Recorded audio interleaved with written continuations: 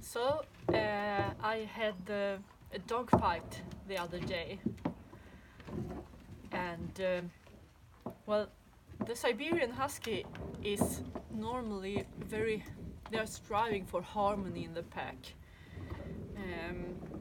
It's not a very sharp and aggressive breed, but they are mostly very calm together.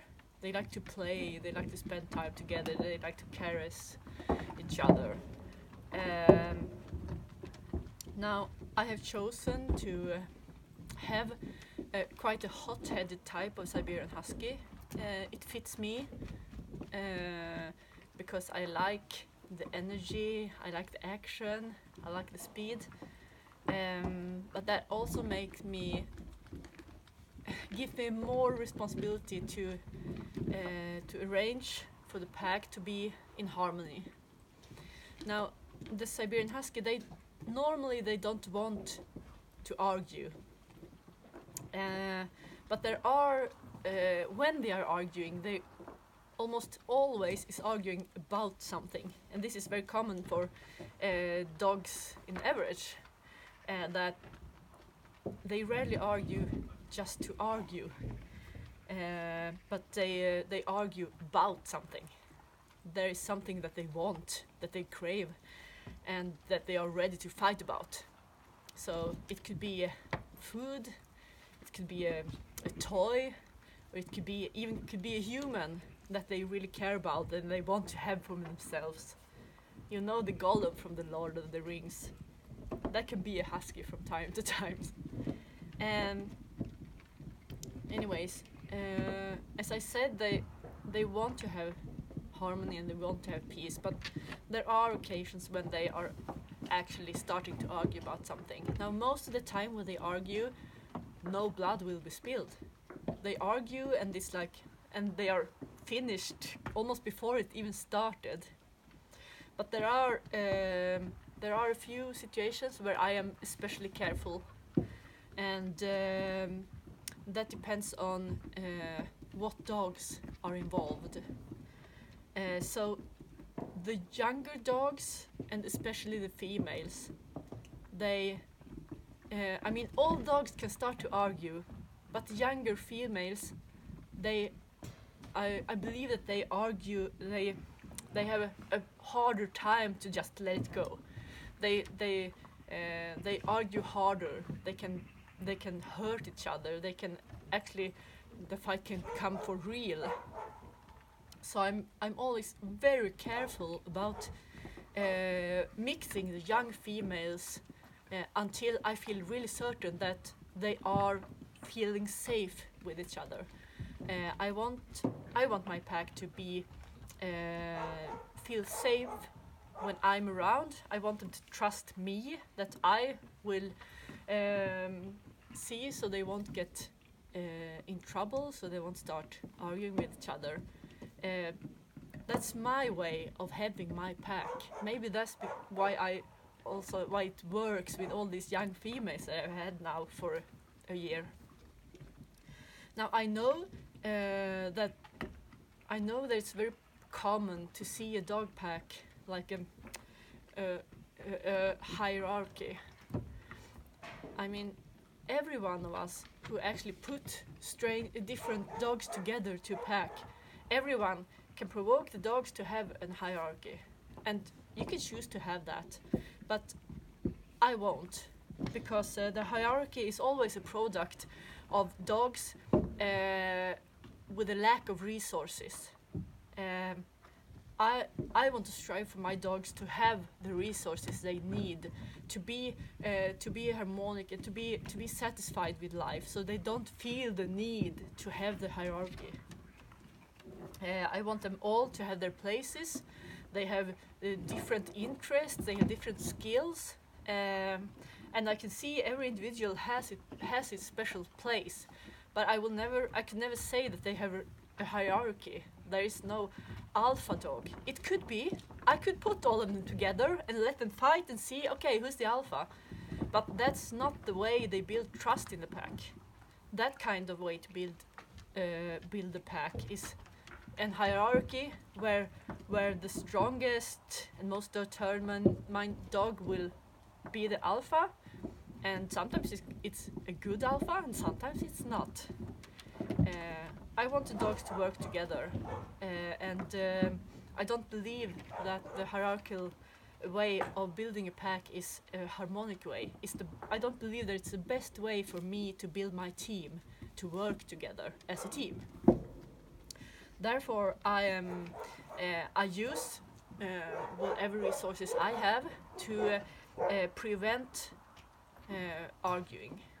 I want the dogs to be together when they are ready to trust each other. Now, day before yesterday, I put some females together.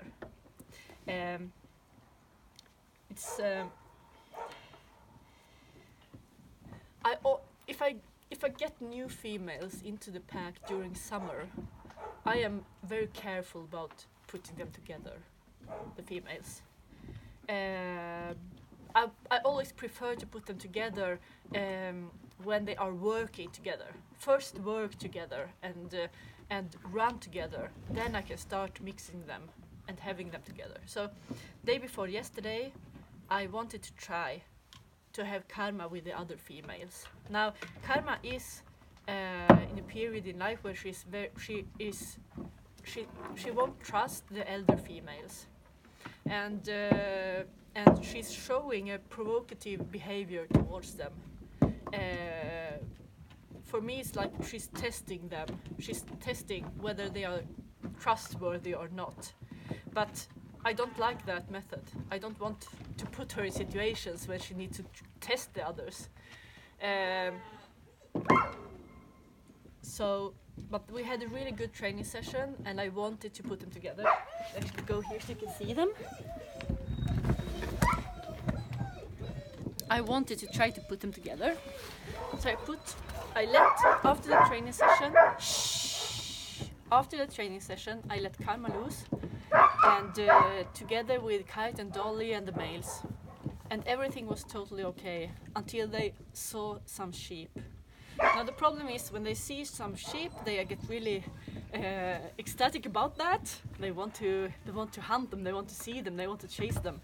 And the level of adrenaline in the pack rose immediately. And I suspected that this would start some processes within Karma. And just as I thought, it did.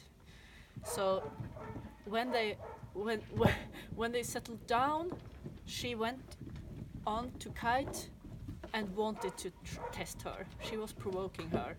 She went straight to her, standing really close, and she was like staring at her.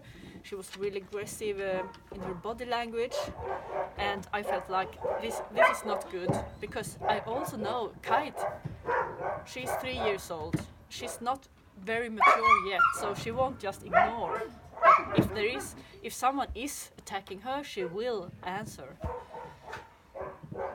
And also I know that if I go straight into that kind of argue, I will provoke them to start hurting each other, because both of them, they feel really strong when I am around. So I didn't want to get into it. Now I will tell you how to do when you have your dog getting into a dog fight. The first thing is to see who is the dog who wants to fight. Now there is always one of the dogs who wants to fight, and sometimes it's both of them. But if you know your dogs, you know which one is the fighter and which one is just answering the fight. Now get on the fighter, take the hind legs, and you just pull and turn. Just pull and turn.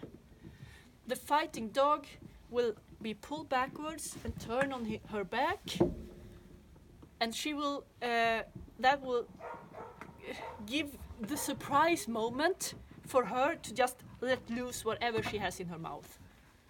Now hopefully the other dog will just back and the problem is solved. Now this is what I did. the problem was that Kite, she wouldn't back. She wanted to go.